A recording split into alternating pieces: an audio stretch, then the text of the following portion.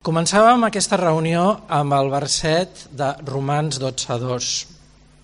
I a Déu li interessa molt que entenguem que ens cal canviar la nostra mentalitat. Perquè de la nostra mentalitat, com veiem en aquest verset, depèn el nostre estil de vida. Del que tenim a la nostra ment, els nostres pensaments, depèn com serà el nostre comportament.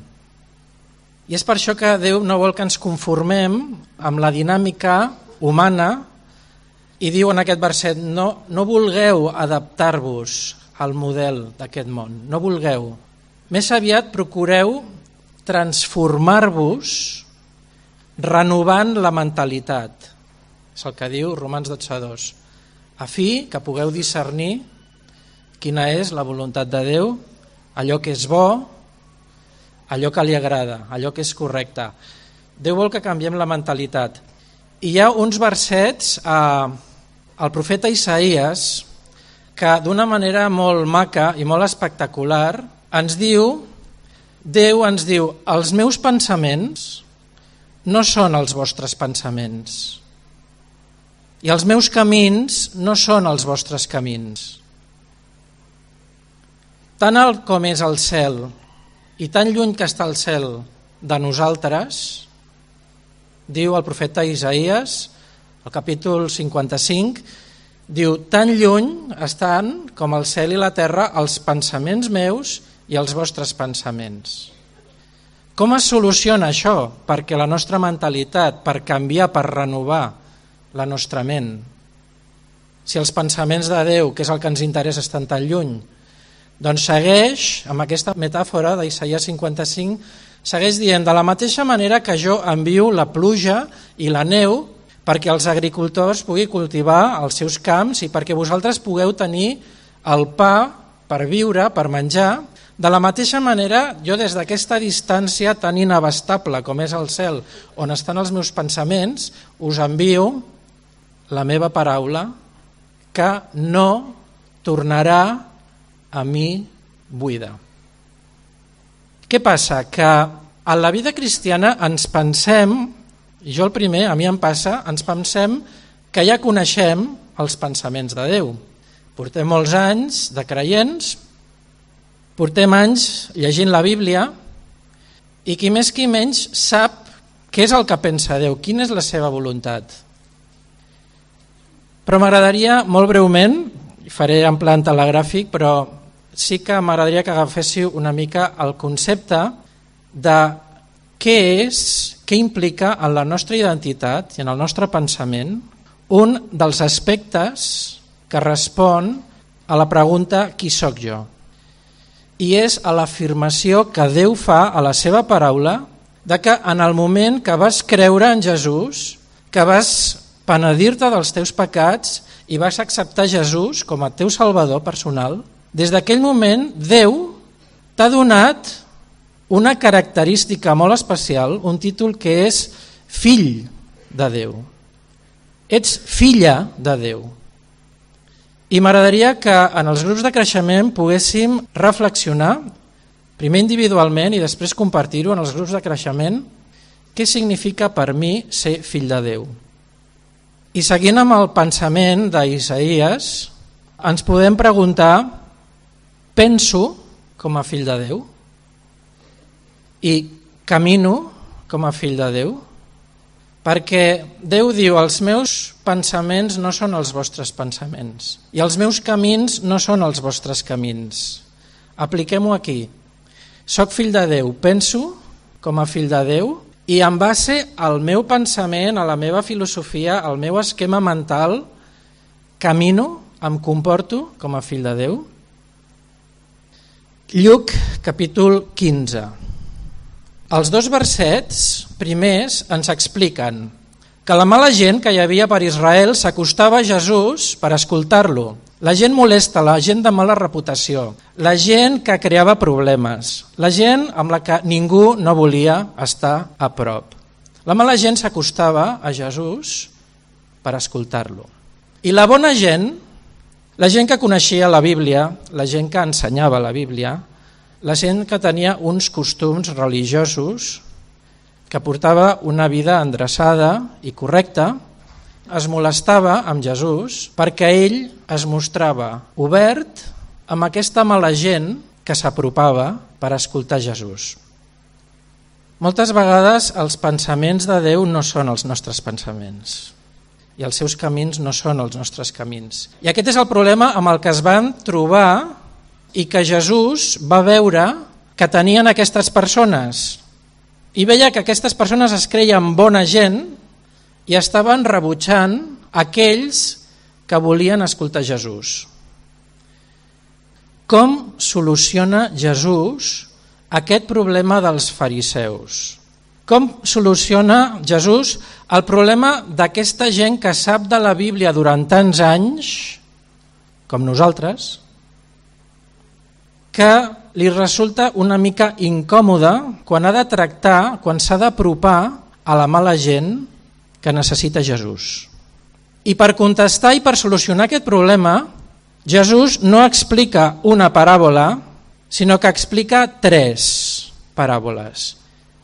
I aquestes 3 a la Bíblia les tenim separades, però en la ment de Jesús és com un sol bloc d'informació. I això és important perquè els 2 primers versets del capítol 15 ens expliquen quin és el problema que Jesús vol solucionar amb les 3 paràboles que venen després. Jesús comença amb la paràbola de les 99 ovelles que estan la mar de bé al costat del pastor, però resulta que hi ha una que s'ha perdut i el pastor va a buscar-la i va i recupera l'ovella perduda i munta una gran festa amb els amics per celebrar que l'ovella s'ha pogut trobar. Passa a la segona part, no a la segona paràbola com tenim a les nostres Bíblies, sinó a la segona part de la mateixa història i canvia d'escena i en comptes d'ovelles el que es perd és una moneda i aquesta moneda és buscada per la dona a casa i comença a netejar, comença a escombrar i no para fins que troba la moneda. Va i la busca. I el mateix que amb la primera història, el que fa després és cridar a les seves amigues i veïnes i un altre cop munta una gran festa contenta perquè ha pogut trobar la moneda perduda. I com a part de la mateixa història i del mateix bloc, per contestar al problema dels fariseus, explica la tercera paràbola, la paràbola dels 2 fills. La paràbola dels 2 fills perduts. No la història del fill pròdig, com tenim titulada, perquè si hem de fixar-nos en un dels 2 només, que de fet els 2 formen part de la història, potser el que ens hauríem de fixar més no és amb el pròdig, sinó amb el fill gran, perquè és el fill gran que Jesús té en ment que els fariseus es puguin identificar, perquè és el problema d'aquests fariseus el que Jesús vol corregir. I coneixem la història. El fill petit demana l'herència, dit d'una altra manera, ja vol donar al seu pare per mort, per rebre l'herència, com una bestreta, i què fa amb aquests diners? Marxa lluny de casa, lluny, ho malgasta, s'empobreix, pateix i al final recapacita i diu millor que torni, encara que sigui com l'últim treballador d'allà, com un jornaler, a casa del pare i com a mínim no passaré gana. El pare s'alegra, el pare el rep i com a les 2 primeres paràboles munta una festa. He recuperat el que s'havia perdut. L'ovella perduda munta una festa, la moneda perduda es munta una festa, el fill perdut es munta una festa. Però fixeu-vos que hi ha una cosa diferent a la tercera paràbola. Qui va a buscar el fill perdut? A la primera, el pastor va buscar l'ovella, a la segona, la dona va buscar la moneda. A la tercera, ningú no busca el fill perdut. Qui hauria d'haver anat a buscar el fill perdut? Mireu, a la societat d'Israel, a la societat d'aquell temps, el pare, conforme es anava fent gran, anava deixant tota la seva autoritat al fill gran, al primogènit. I ell era el responsable, com una mena de l'encarregat familiar, com una mena del substitut del pare, conforme anava envellint, de portar la casa. I el fill, no només això, el fill primer, el primogènit, no només això, sinó que en el moment de morir, en base a aquesta responsabilitat, rebia una part d'herència més gran que el segon, el tercer fill. El primogènit era un privilegiat amb el sentit de que rebia més herència. Tot plegat, la gent que estava escoltant Jesús, la gent que estava escoltant aquestes tres històries en una, sabien que qui hauria d'haver anat a buscar el fill perdut, com a les dues primeres paràboles, hauria d'haver estat el fill gran. Però el fill gran no vol. El fill gran menyspreua i té odi cap al seu germà petit perquè ha menystingut la família, els béns, ha malgastat els diners, ha estat de mal exemple i ara resulta que torna. Una altra diferència, el fill gran no es vol apuntar a la festa perquè ell li diu al pare: aquest fill teu, us fixeu en la paràbola com diu aquest fill teu, s'ha portat malament i ara tu li muntes una festa? I el pare li diu aquest germà teu, veieu com canvia Jesús el xip? Tu m'has dit aquest fill teu, doncs jo et contesto aquest germà teu era mort i ara és viu. Aquesta paràbola ens ensenya que hi ha dues maneres de rebutjar el pare: desobeint i marxant lluny, i l'altra manera és obeint i estant a prop. Perquè el fill gran tenia el mateix problema que el fill petit. Li interessaven els guanys i les possessions del pare. L'única diferència és que el petit vol gaudir d'aquestes riqueses lluny i el gran vol gaudir d'aquestes riqueses a prop, però amb la mateixa manca d'estima al pare. El gran no té el cor que té el pare de goig, d'agraïment, d'estar content perquè el fill perdut ha tornat i és viu, motiu de festa. Però en el fill gran, que està ficat amb la seva autosuficiència, no vol festa, es lamenta fins i tot de la tornada del fill petit.